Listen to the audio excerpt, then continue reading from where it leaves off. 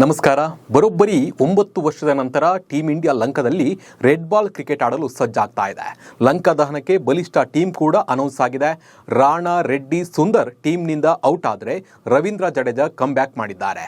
Lanka ದಹನಕ್ಕೆ team India ಪಡೆ ಹೇಗಿದೆ ಅನ್ನೋದನ್ನು ನೋಡ್ತಾ ಹೋಗೋಣ. ನಾನು ನಿಮ್ಮ ಶಿವರಾಜ್ ಬಾಣಂಕಿ.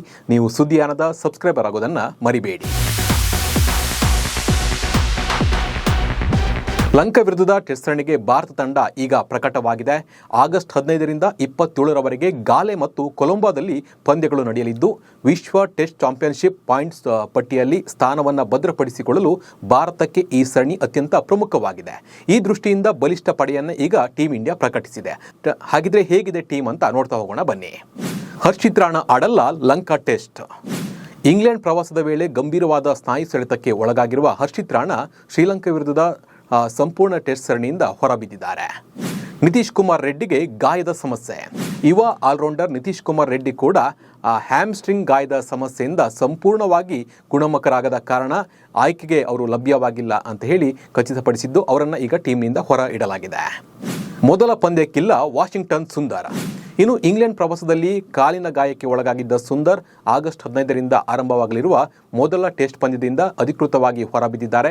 ಎರಡನೇ ಟೆಸ್ಟ್ಗೆ ಅವರ ಅನುಪಸ್ಥಿತಿ ಅವರ ಆರೋಗ್ಯದ ಮೇಲೆ ಆಧರಿಸಿ ನೆಕ್ಸ್ಟ್ ಅವರನ್ನು ಆಯ್ಕೆ ಮಾಡಲಾಗುತ್ತೆ.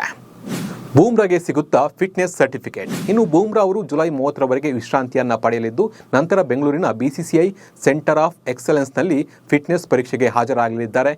ಅಲ್ಲಿ ಫಿಟ್ನೆಸ್ ಸರ್ಟಿಫಿಕೇಟ್ ಸಿಕ್ಕರೆ ಪ್ಲೇಯಿಂಗ್ 11ನಲ್ಲಿ ಬೂಮ್ರಾ ಆಡಲಿದ್ದಾರೆ.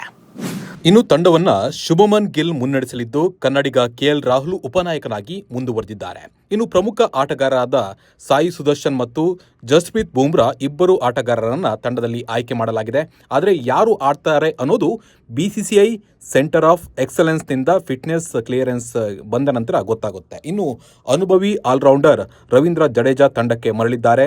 ಸ್ಪಿನ್ ಬೌಲಿಂಗ್ ಆಯ್ಕೆಗಳಾಗಿ ರವೀಂದ್ರ ಜಡೇಜಾ ಮತ್ತು ಕುಲ್ದೀಪ್ ಯಾದವ್ ಮತ್ತು ಮಾನವ್ ಸುತಾರ ಕಾಣಿಸಿಕೊಂಡಿದ್ದಾರೆ. ಇನ್ನು ತಂಡದಲ್ಲಿ ರಿಷಬ್ ಪಂತ್ ವಿಕೆಟ್ ಕೀಪರ್ ಆಗಿ ಆಯ್ಕೆಯಾಗಿದ್ದಾರೆ. ವೇಗಿಗಳಾಗಿ ಮೊಹಮ್ಮದ್ ಸಿರಾಜ್ ಮತ್ತು ಪ್ರಸಿದ್ಧ ಕೃಷ್ಣ ಆಯ್ಕೆಯಾಗಿದ್ದಾರೆ. ಇನ್ನು ಭಾರತದ ಪರ ಚೊಚ್ಚಲ ಪ್ರವೇಶದಿಂದಲೂ ಉತ್ತಮ ಪ್ರದರ್ಶನವನ್ನು ನೀಡ್ತಾ ಇರುವ ಗುರ್ನೂರ್ ಬ್ರಾರ್ ಮತ್ತೊಮ್ಮೆ ಟೆಸ್ಟ್ ತಂಡದಲ್ಲಿ ಸ್ಥಾನವನ್ನು ಪಡೆದಿದ್ದಾರೆ. ಹಾಗೆ ದೇವದಾಸ್ ಪಡಿಕ್ಕಲ್, ಯಶಸ್ವಿ ಜೈಸ್ವಾಲ್, ಧ್ರುವ್ ಜುರೇಲ್ ಕೂಡ ಆಯ್ಕೆಯಾಗಿದ್ದಾರೆ. ಹಾಗೆ ಹೊಸದಾಗಿ ಸರಾಂಶ್ ಜೈನ್ ಕೂಡ ಈ ತಂಡದಲ್ಲಿ ಆಯ್ಕೆ ಆಗಿದ್ದಾರೆ. ಒಟ್ನಲ್ಲಿ ICC ವಿಶ್ವ ಟೆಸ್ಟ್ ಚಾಂಪಿಯನ್ಶಿಪ್ ಫೈನಲ್ ಸ್ಥಾನವನ್ನು ಖಚಿತಪಡಿಸಿಕೊಳ್ಳಲು ಭಾರತಕ್ಕೆ ಈ ಸರಣಿ ಪ್ರಮುಖವಾಗಿದೆ. ಹೀಗಾಗಿ ಈ ಸರಣಿಯನ್ನು ಟೀಂ ಇಂಡಿಯಾ ಗೆಲ್ಲಲೇಬೇಕಾಗಿದೆ. ನಮಸ್ಕಾರ.